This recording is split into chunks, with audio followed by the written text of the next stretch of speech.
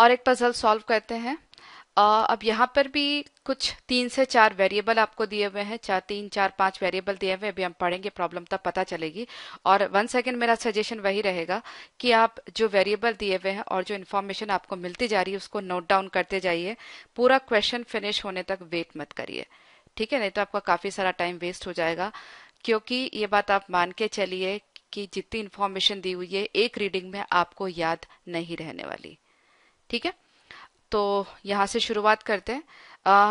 A rock band has 5 members, 5 लोग हैं यहाँ पर, उनके नाम दिए हुए हैं। और the instrument that the band uses, वो कौन कौन से इंस्ट्रूमेंट यूज करते हैं? Drum, flute, keyboard, guitar and अ बास। ओके, तो देखो 2 वेरिएबल हो गए। एक तो हो गया नाम, नाम हो गया। उन वो जो कौन कौन से इंस्ट्रूमेंट यूज करते हैं वो हो गया। उसके बाद में each member of the band is from one of, okay, फिर वो कौन सी कंट्री में है वो हो गया। और उसके बाद में उनके हेयर कलर। तो कुल मिला के यहाँ पर 4 वेरिएबल हैं, ठीक है? अब इस तरह के क्वेश्चंस को करने के लिए जनरली 2 टेक्निक बताई जाती है। एक तो जैसे मैंने आपको बताया चार्ट आप बना लीजिए, दूसरा कई बार कुछ टीचर्स मैट्रिक्स बना करके भी बताते हैं। पर मैट्रिक्स जो मेथड होता है वो भी वैसे किया जा सकता है, उसमें कोई गलती नहीं, लेकिन वो थोड़ा टाइम कंज्यूमिंग हो जाता है और पेपर उसमें बहुत ज्यादा यूज होता है क्योंकि आपको काफी सारे कॉम्बिनेशन बनाने पड़ते हैं। तो यहाँ पर मैं आपको सजेस्ट करूंगी कि आप चार्ट बना लो। चार्ट आप कैसे बनाओगे? बस आपने लिख दिए जो जो वेरिएबल हैं। सबसे पहले है हमारे पास में नाम, उसके बाद में वो कौन सा इंस्ट्रूमेंट बजाते हैं, उसके बाद में वो कौन से कंट्री में से हैं, और उसके बाद में उनका हेयर कलर कौन सा है, ठीक है? अब जो जो इन्फॉर्मेशन, आप कभी भी कुछ भी लिख करके मत रखिए यहाँ पर पहले से कि नाम लिख दिए या इंस्ट्रूमेंट लिख दिए, कुछ भी मत लिखिए। जो जो कॉम्बिनेशन हमको मिलते जाएंगे वो हम यहाँ पर डालते जाएंगे, ठीक है? अभी सबसे पहले हमको मिला John here is red, he is not from Ireland और फ्रांस। नेगेटिव इन्फॉर्मेशन मत डालिए, जो भी पॉजिटिव इन्फॉर्मेशन है, जो फैक्ट है, जो आपको पता है वो आप डालते जाइए। तो जॉन और रेड हेयर ये कॉम्बिनेशन हमको मिल गया। तो ये हो गया जॉन और हेयर कलर का, हेयर कलर रेड, जो मिल गया वो लिखते जाइए।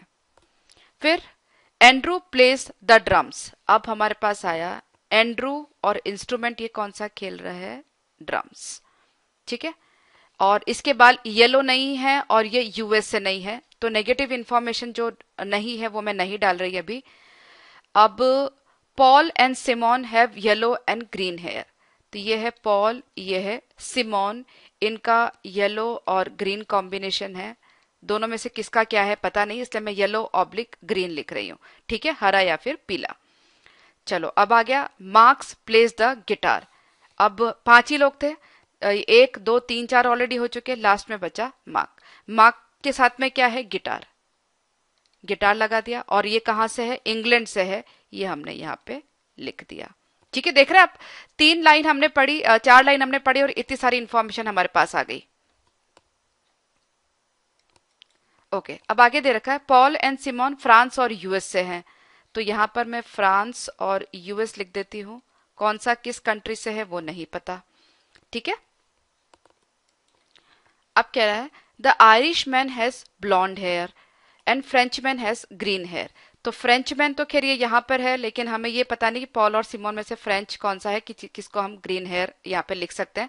लेकिन आयरिश और ब्लॉन्ड ये कॉम्बिनेशन हम देख सकते हैं कि हमें कहाँ पर मिलेगा। देखो आयरिश और ब्लॉन्ड यहाँ पे नहीं आ सकता, क्योंकि अगर यहाँ आयरिश आएगा तो यहाँ ब्लॉन्ड नहीं आ सकता, ठीक है?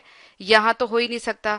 यहाँ आयरिश नहीं है क्योंकि यहाँ पर ऑलरेडी इंग्लैंड दिया हुआ है।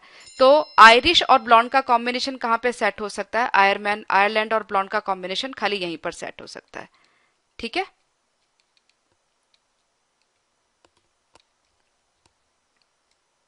तो जो एंड्रयू है सेकेंड एन, इसके बारे में तो हमको सारी इंफॉर्मेशन मिल गई। अब the south African plays the बास। अब हमको साउथ अफ्रीकन और बास का कॉम्बिनेशन देखना है कि वो कहाँ सेट हो सकता है।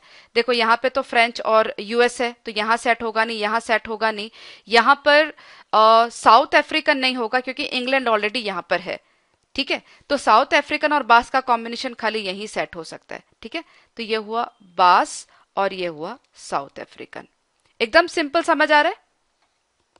और कैसे एक एक इन्फॉर्मेशन से आप देखते हैं पूरा चार्ट एकदम अच्छे से फिलअप हो रहा है। अब आप देखो यहाँ पे रेड कलर आ गया, यहाँ ब्लॉन्ड आ गया, येलो ग्रीन यहीं पर ही है। तो अब जो कलर बचा बालों का वो है बचा ब्लैक, तो यहाँ पर आ जाना चाहिए ब्लैक। अब जो भी कंफ्यूजन रह गया वो खाली पॉल एंड सिमोन में रह गया। तो यहाँ पर भी एक काम हम कर सकते हैं, कुछ इन्फॉर्मेशन जो और हमको दी हुई है। ये कह रहा है कि अमेरिकन जो है वो कीबोर्ड चलाता है, तो मैं यहाँ पर कॉम्बिनेशन में यूएस के साथ में कीबोर्ड लिख देती हूँ। ये यूएस है और इसके साथ में कीबोर्ड, ठीक है। और अब इसके बाद में जो एक इंस्ट्रूमेंट बचा जो फ्रेंच मैन है वो फ्लूट, ठीक है। तो यहाँ पर हमने जो फ्रांस है उसके साथ में फ्लूट, ओके। और फिर यहाँ पे दिया हुआ फ्रेंच मैन को ग्रीन हेयर है, तो फ्रेंच मैन के साथ में यहाँ पर मैंने ग्रीन कर दिया, तो यहाँ पर ऑटोमेटिकली येलो हो गया। अब यहाँ पे पॉल है या सिमोन है ये हमें नहीं पता, ठीक है। तो पॉल सिमोन, पॉल सिमोन। अब हम क्वेश्चंस पे सीधा का सीधा जा सकते हैं। एंड्रयू कौन सी कंट्री से है, तो एंड्रयू का हमें पता है आयरलैंड से है, ठीक है। उसके बाद में ब्लैक हेयर किसको है, काले बाल किसको है, एम, एम मतलब कि मार्क, मार्क को काले बाल हैं। फ्लूट और बास प्लेयर कहाँ कहाँ से है इसी ऑर्डर में हमको बताना है। तो फ्लूट प्लेयर कहाँ से है, फ्रांस से है, और बास वाला जो है वो है साउथ अफ्रीका से। तो फ्रांस एंड साउथ अफ्रीका ये रहा। अगर सिमोन फ्लूट खेलता है तो which member of the band has yellow hair. तो सिमोन के साथ में अगर फ्लूट है तो ये पॉल एंड सिमोन है, तो सिमोन के साथ में अगर फ्लूट है तो Simone flute France and green ये कॉम्बिनेशन बन जाएगा, ठीक है। तो किसको ग्रीन हेयर है, सिमोन को। तो येलो हेयर किसको बचे, पॉल को।